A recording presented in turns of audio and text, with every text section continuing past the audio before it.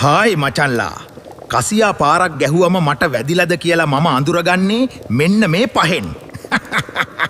පළවෙනි එක තමයි. කෙලින් තියෙන පාර මට පේන්නේ වංගු තියෙනවා වගේ. ඒ වෙලාවට කෙලින් යනවා කියන්නේ පට්ට අමාරු වැඩක්. දෙවැනි එක තමයි.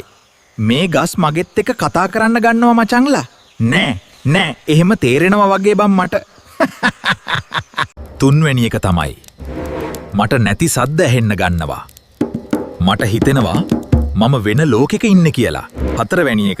මට මදුරුවෝ පේන්නේ මගේ මල්ලිලා වගේ. මං උන්ට ඇතිවෙන්න ලේ බොන්න දීලා මගේ පාඩුවේ ඉන්නවා. මගේ අත. පස්වෙනි එක තමයි. මුළු ලෝකෙම කරකැවෙනකොට මම බිම අල්ලගෙන ඉන්නවා නොවැටී ඉන්න. මරු ආතල්ඩා. ඉතින් මචංලා මේ ආතල් එක දිගටම ඕනේ නම් දැම්ම ලයික් කරලා ෆලෝ කරලම යන්න. ජය වේවා.